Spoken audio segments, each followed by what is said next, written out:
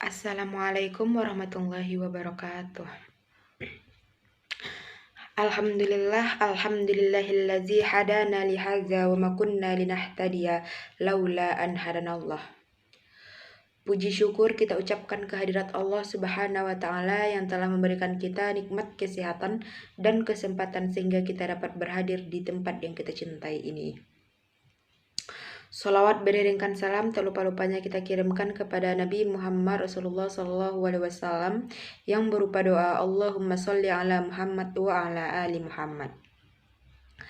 Baiklah, sebelumnya perkenalkan nama saya Radia Rahmadani dengan NIM 2310262310 dari Prodi D4 TLM dari kelas 1B. Baiklah, di sini mengenai tugas isu-isu yang berkaitan dengan agama. Baik, saya di sini akan menggunakan isu yaitu politik karena sekarang kita berada di ambang-ambang pemilihan.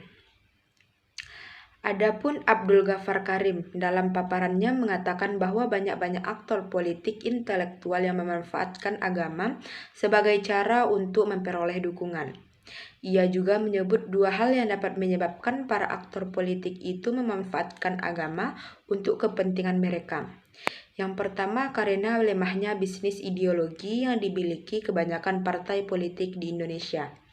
Kekuatan-kekuatan politik intelektual sangat jarang dimiliki fondasi ideologis yang kuat menyebabkan partai-partai politik tidak betul-betul memiliki basis ideologi yang jelas.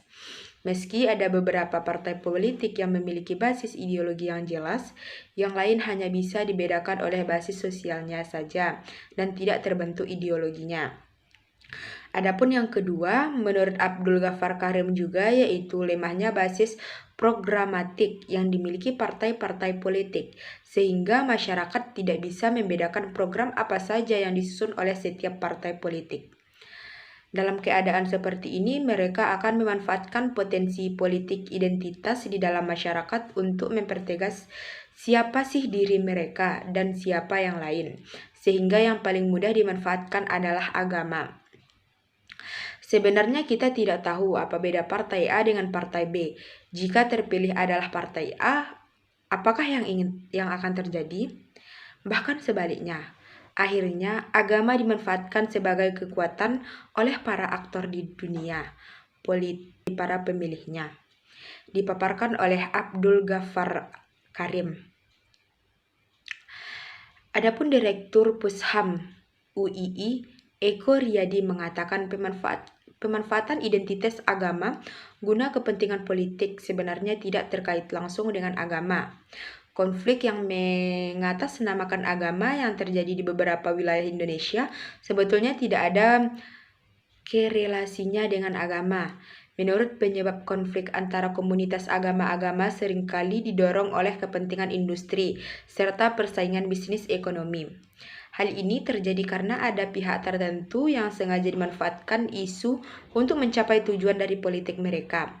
Karena industri harus dijalankan, kemudian ada penolakan, dimainkan isu agama untuk kepentingan-kepentingan dimudahkan industrialisasi itu.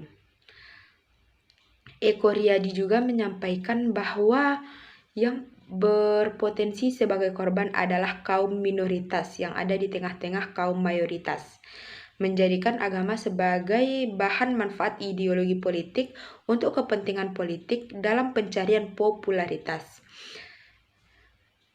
Karena di level masyarakat, apabila agama dipahami oleh sebagai sesuatu yang sakral yang mampu menyebabkan seseorang berani berkonflik dalam isu agama, sangatlah berbahaya.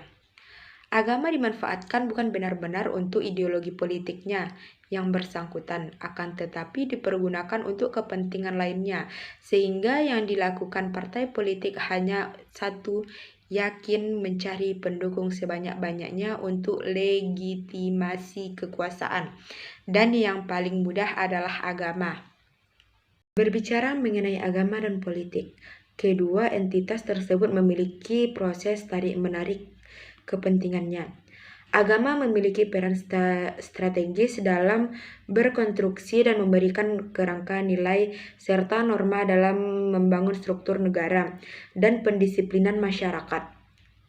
Negara menggunakan agama sebagai legitimasi dogmatik untuk mengikat warga negara agar mematuhi aturan-aturan yang ada.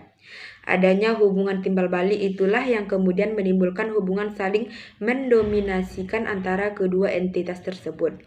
Negara juga didominasi unsur kekuatan agama yang kuat, hanya akan melahirkan negara teokrasi yang cenderung melahirkan adanya hipokrisi moral maupun etika yang ditunjukkan para pemuka agama. Kondisi tersebut terjadi karena adanya pencampuradukan unsur teologis dan materialis secara konservatif. Adapun negara yang mendominasi relasi agama justru menciptakan negara sekuler yang yakni persoalan agama kemudian termarginalkan, dan tentang agama dan politik merupakan isu tua dalam sejarah manusia modern. Keduanya pun senantiasa menarik polemik. Ikhwan posisi agama dalam area politik yang senantiasa melibatkan dua kelompok yang secara dinamis berlawanan. Satu pihak mengempanyekan agar agama dilibatkan dalam setiap pertimbangan politik. Gagasan ini dikenal dengan teokrasi, pemerintahan berbasis agama. Konsekuensinya, agama menjadi payung tertinggi dalam setiap kebijakan politik. Di sisi lain, ada pihak yang justru menolak campur tangan dalam agama dalam urusan politik. Agama harus ditepikan dari diskursus publik dan dimengerti sebagai perkara privat yang hanya menyangkut kepentingan individu per individu. Agama tidak lebih dari urusan ritual yang menggambarkan dependensi manusia dengan Tuhannya. Dalam perpolitikan Indonesia isu ini tertuntut mewarnai perjalanan sejarah bangsa. Sejak awal pembentukannya hingga saat ini, dulu ketika pembuatan Piagam Jakarta, poin pertama yang semula berisi ketuhanan dengan menjalankan syariat-syariat Islam bagi para pemeluknya, diganti menjadi ketuhanan yang Maha Esa. Perubahan ini terjadi karena para tokoh berdiskusi dan sebagai upaya agar tidak terjadi perpecah belahan di antara warga negara lainnya. Kemudian kasus penistaan agama yang dilakukan oleh Basuki Cahayapurnama atau Ahok dilakukan selaku mantan gubernur DKI Jakarta. Dalam sebuah pernyataan, dia mengatakan bahwa jangan sampai kaum muslimin terpengaruh oleh isi surat Al-Maidah ayat 51 yang menerangkan tentang haramnya orang muslim memilih pemimpin yang non-muslim. Baiklah, mungkin hanya itu yang dapat saya sampaikan. Salah dan janggal saya mohon maaf. Wassalamualaikum warahmatullahi wabarakatuh.